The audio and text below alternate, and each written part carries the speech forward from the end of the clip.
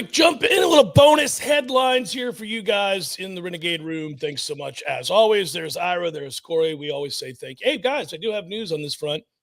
I don't know that the board cares, but February 24th is the date they come off, buddy. There it is. It's finally happening. Oh, nice.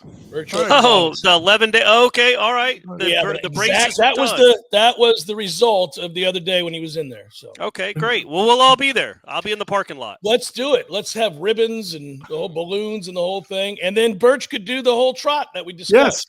Yes. The whole thing. So we'll film it. We'll put it up. It'll be content. Everybody will love it. Tavello could be there. Yeah. Register Sausage could be there. Yeah, give it beer and sausage away. Eat the sausage, celebrate at Birch, forget about it. It'd be great. So thanks to all of them in advance.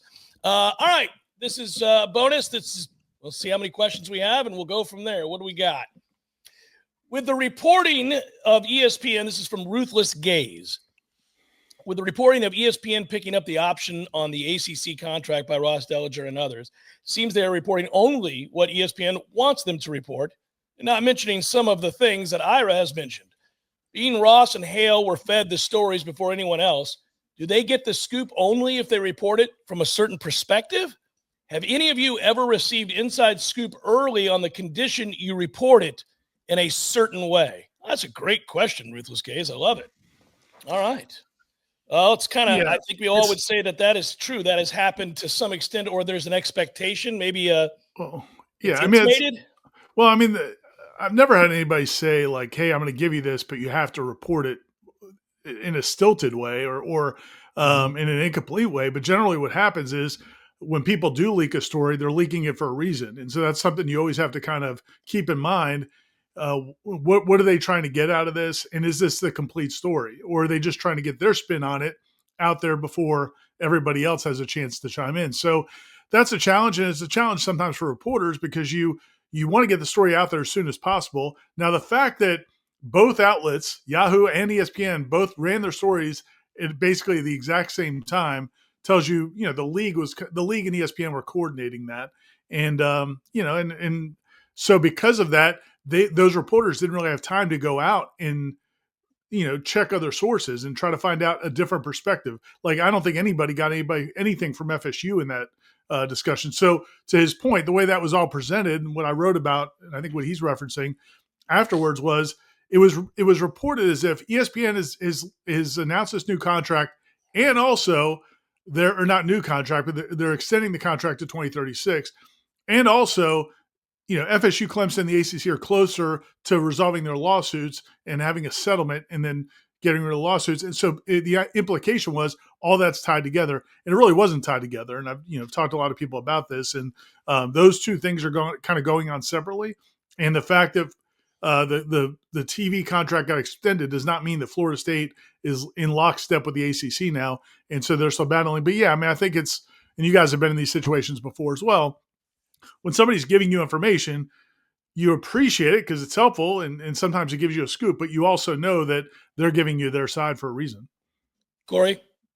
Yeah, I agree with everything Ira said there. Like it's you have to look at everything with a jaundiced eye when you're getting a scoop like that. But yeah, it depends on what story you're writing too. Like Ira can write or put on the message boards Florida State's side of it. Right. You don't have to go talk to Jim Phillips. You're getting one side of it. And you're getting one side of it, and you present it that way. Yeah. I think that Dellinger and Hale, to an extent, did that. It's not like they said they talked to Florida State. They talked to the league. We all know who the league is and what that means. It's just it was written from a perspective of the ACC and what the ACC wants and what the ACC says and hopes is happening. And Florida State, in their minds, and Clemson was a little bit irrelevant to what they think the end game can be, I think. So, I don't want it to sound like they didn't do their due diligence in creating the total package. That wasn't really their charge or their goal. Their goal was to report what the ACC thinks might be happening or hopes could be happening in the next few couple months. No, I agree. And I agree with 100% with what you said about us at Warchant. What we are reporting is generally from Florida State's perspective because that's who we cover. But I would say that you expect from ESPN or Yahoo national outlets that they are presenting kind of an objective overall view. And I'm not saying that they did anything wrong, but I did feel like the stories were presented as if this is fact. Yeah, well, right. This is happening. This is all happening, and the train has left the station.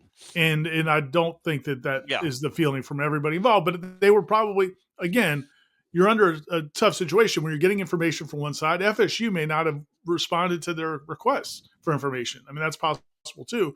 But I just felt like the way they were presented, both stories were presented the same way, and I think that's maybe they could have been a little bit more careful. What I thought was odd was that story, there was a lot of additional aspects to this because all it was ESPN exercising an option to extend. It was always in the contract, and they were always going to exercise the option to extend. It seems to me it's an asset. It's a secondary asset compared to the SEC, but it's still an asset that they make money off of, and they were going to exercise that option. What they then did was write a story from the perspective of the inferences, which is that they would not have chose to exercise the options if they didn't think that Florida State and Clemson were going to be in the ACC. That's a different story entirely, right? I mean, and I think then if you looked at all the takes from that, from everybody from a national standpoint, everybody's take was, oh man, the ACC's on solid ground now. In fact, there's David and Andrew Adelson on their show on ACC Network had Jim Phillips on. Again, this is state-owned media. It's the ACC Network talking to the commissioner of the ACC. And the whole premise of that thing they put on social media yesterday was that, how this really solidified the ACC. And, again, that's, you just have to understand that sometimes, who you're talking to will, to his point, it will. But the way he phrased the question is, have you ever been told like you need to report it this way? You have to report it a certain way, yeah. That's not usually how it works. Well, most journalists wouldn't do that. Well, most journalists wouldn't do that, and also most people who are giving that information have to understand that. And I'm sure we've all had to say to somebody, like, you do realize that I'm going to have to talk to this other person. I'm going to say, their side of it too. Like, especially if it's somebody telling you their perspective on an issue. And there are more perspectives to be had. You're not going to just go to the table and say, "Oh, well, Larry Smith says this." But there is a benefit to getting your side out first, which is why a lot of times things are leaked. And then, as a consumer, I'd encourage people as you read a story that gets leaked, that try to figure out who leaked that story and why they leaked it. Why it was, yeah, absolutely. Thanks for the question, Ruthless Gaze. This is from Electanol. Would love to get an update on the basketball search. Is FSU boxed in on candidates with Nole ties in order to raise NIL money from the fan base? And you can choose one win next football season. Would it be Bama, Clemson, Miami, or Florida? What's your choice? Wow. I was just real quick on the basketball search. No, it's not limited to FSU people. I mean, the names you heard early, a lot of the names are, Sam Cassell, Luke Laux, Charlton Young, guys that have been at Florida State as players or coaches. Those are the people that we know they're interested. We don't know that whether or not Michael Alford is going to hire them, but we know they're interested. We believe they're all going to get interviews. That's going to be part of the process. But he's also looking at, I know, he's definitely looking at assistant coaches at other schools and head coaches at lower levels. So, no, it's not limited. And I think, probably in the next couple of weeks, it's going to start really heating up. I think there's going to be some player. Sounds like Luke Laux and Sam Cassell will be interviewing soon during the All-Star break because they're free now. And I think some of these other interviews have already either started or taking place. And we'll probably hear, more concrete names pretty soon. Hey, man, if Leonard's team keeps on scoring 51 points in the second half and coming back from 18, let him keep the job. What a win. That's the best win they've had in 3 years. They're gonna win out and go on a Cinderella run, capturing the ACC championship in a magical week. Wouldn't that be something? Cut down the nets and give him another contract. Yeah, dang right. Have a contract waiting there on the top of the rim. Hey, the second part of that, the win. Yeah, the win. Yeah, you look, the pragmatic, the realistic part of me says Clemson is the most important one because that if you can win at Clemson, that's pretty good case that you're going to be in Charlotte. If you're good enough to beat Clemson at Clemson, and that's a big win, you have a tiebreaker on them, good chance you could be in Charlotte in December. But, man, just for the psyche of this fan base and the psyche of this show and these three people, Alabama. Whoop Bama's ass. That would be incredible. I wouldn't even want to do it myself. First of all, if they beat Alabama, they could beat any one of those other teams for sure. Sure, absolutely. Capable of it. And that's what that would be an indicator of. And given how sorry this team was a year ago, I think we would all talk about not being objective. There might be tears in the booth. We might be all hugging each other. They did it, boys.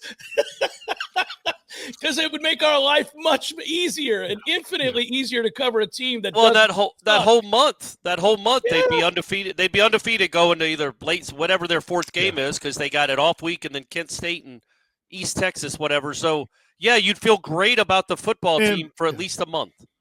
Yeah, and Clemson. If you lost at Clemson or at Florida, it's not the end of the world. I mean, in 90% of the years, that's going to happen historically. Florida State doesn't usually – it's not a routine that you just go win at Clemson and win at Florida. Losing at Miami would be tough. But yeah, I'm with you guys on Alabama. Yeah, I would love to see it. You got me thinking about it now. Here I am. It's like winning the lottery. Let's go. I'm over here dreaming. Squin67 writes, gents, which FSU coach do each of you think will be here longer into the future? Link, Lonnie, Norvell, the new basketball coach, Pinsky, Trey, another coach. Thanks for the extra content. So it's S. Quinn, I think, is the proper. What did I say? Squin? Squin, yeah, which is fine. I like Squin. And we don't know. We don't know that. I just think that's how. That's how Aslan pronounces it. Yeah, Aslan's right. Hey, either way, it works.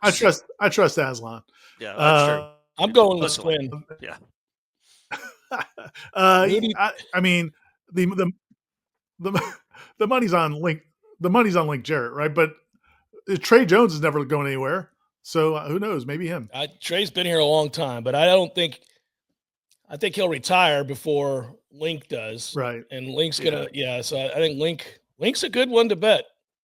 Yeah, I think Link is because I hope Lonnie is the answer. I hope Lonnie and Link go out at the same time in 2044 after their third straight national championship. Yeah, victory. It's just like as the revenue disparity really floods our lives in the next few years.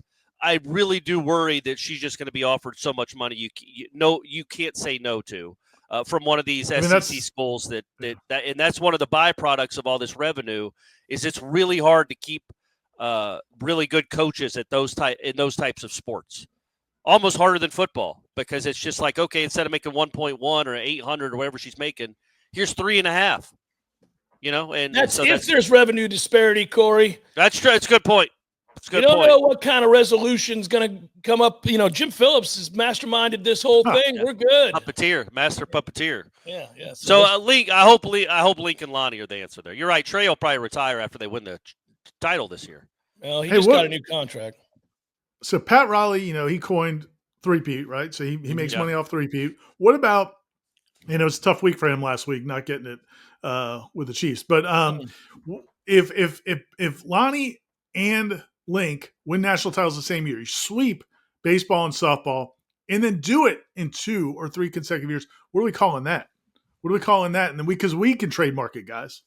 I mean, Ira, why not ask us if you see a pirate on a unicorn riding a rainbow, what word does that get? Hey, 5 minutes ago, you guys had them whipping Alabama's ass. That's a lot more than winning 3 straight basebol and softball national championships. Spitballing, hey man, if we don't, let us marinate on it for a couple decades. Right. We'll figure out if we can come up with something cool. Corey, you're gonna have to act fast. Within about the next 3 or 4 years, you're gonna have to figure this one out, buddy. Exactly. Noles since '54. Yikes! Wow. Specifically wants to talk to Ira. Okay. He says, Ira, any more thoughts on obituary of the 24 football season? I'm not asking for anyone to be thrown under the bus. I just want your insights. You're aware of stuff that average fans can't fathom. By the way, Jeff, I graduated in 1954. I was born in 54 to the Noles family. Now I'm 70. Appreciate everyone at Warchant. Recognize this was a tough season to cover, and this offseason isn't fun. Please don't look for greener pastures, guys. Gene has assembled a great team. Well, that's nice. Very nice of you. So he said he couldn't have said he graduated in 54. Yeah, I just realized I read it wrong. He said I didn't graduate in 54. Yeah. He was born in 54. Right. Yeah, I think he's only addressing the first part to me because I'm the one that said why I've been reluctant to do it. And again, it kind of goes back to what we were talking about in the first question about, knowing who you're talking to and what their agenda is. And a lot of times with those, those postmortems, a lot of times if you're talking to, ESPN did one, for example, and it quoted a lot of former staff members. Well, they're former staff members. I don't know. There's only been like one or two people that joined Mike Norvell's staff 5 years ago that left on their own. Almost all of them, anybody who's left in the lower levels or those assistant coaches who got fired last year, all were fired. And so those are the people you're quoting. I don't love that. Because now you have to wonder, okay, what's the agenda there? I thought some of the stuff they said in that piece was valid, but some was not. I think we'll probably do something. It's hard because, I just think a lot of it then becomes just our personal stories. So when Jimbo left, we did the Jimbo Chronicles, but from our own personal experiences. But we covered that guy for 10 years. So we were talking about everything that happened from 2007 to 2017, and we're talking. This is one season, and we're not in the locker rooms, and we're not. So this would have to be more relying on other people. So that's why I've been reluctant on it, and the fact that the head coach is still here, and that the challenges that presents because people who are still on the staff are not going to be candid. Right. So it's just challenging. But I'm not against doing something. I think we will, but it might be more reporting based. Trying to get Norvell to be reflective, which I think he started showing that he might be willing to do. But that's kind of where I'm at. I don't know. You guys can certainly chime in.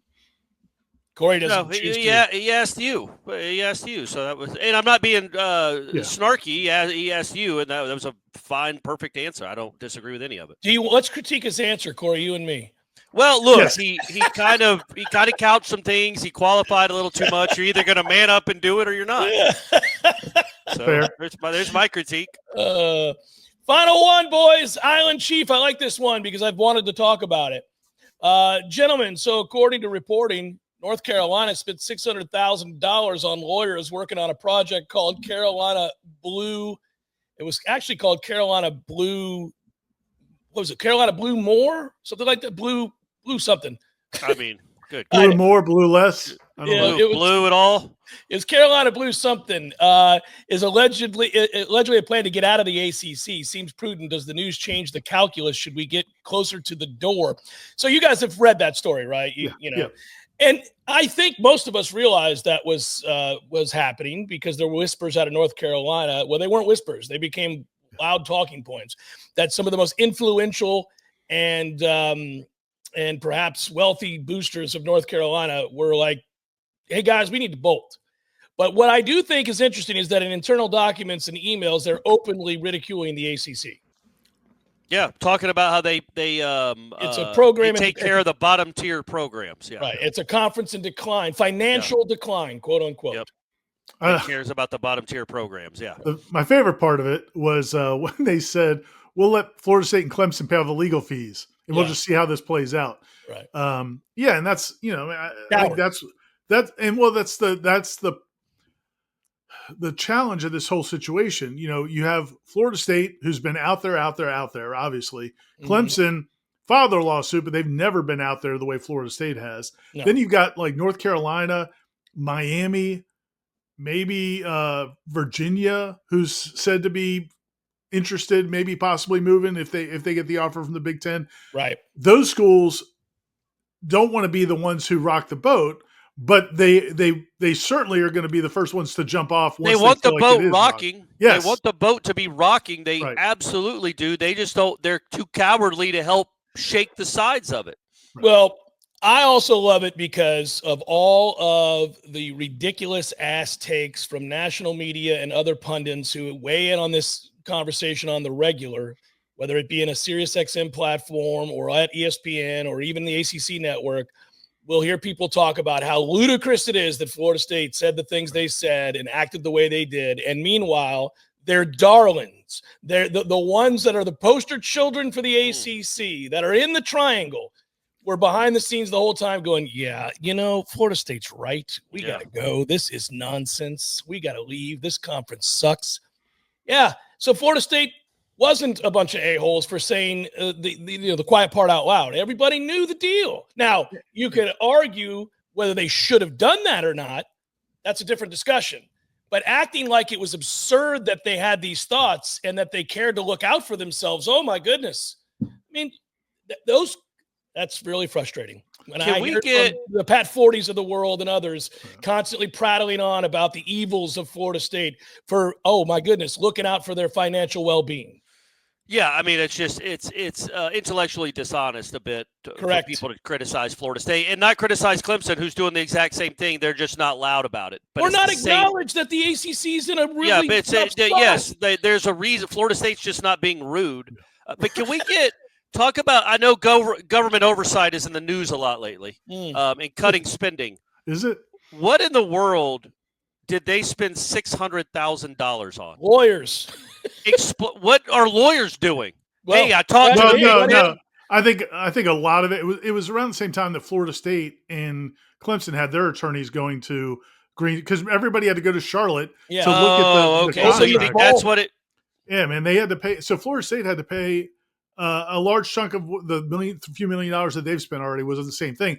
They had to pay teams of attorneys. Like Florida, from what I understood, Clemson at one point had like 8 or 10 attorneys had to go to Charlotte and sit down because you can't take pictures of it. You can't get a copy of it. You can just sit there in this room and read it and take notes. So they would have a fleet of attorneys who are what, Ira? What if you just take pictures of it? What are they going to do? Are you going to go to prison? Well, I mean, good grief. This is nonsense. They aren't nuclear codes. Also, by the way, we're in the wrong profession because I dare say that if we could make anywhere close to whatever that hourly figure is. It was reported, it was in the documents that one of the law firms that they were using was charging like $900 an hour, to which some attorneys were like, oh my God, that's crazy. That's too much. And then other people are like, oh no, actually that law firm that was probably a discount for North Carolina. So well, yeah, I sure we definitely would have took my time leafing through that document. Yeah, I'll tell you what, boys. I mean, that might be a 7-hour process. Yeah. $6,300 for a day's God work. Almighty. All right, boys, that's it. Those are the questions. We answered them. Thanks, everybody who participated. We appreciate it. We try to do this from time to time. Usually we'll try to do it weekly. So if you guys out there are watching this and you want to ask some questions, fire away. In the Renegade Room.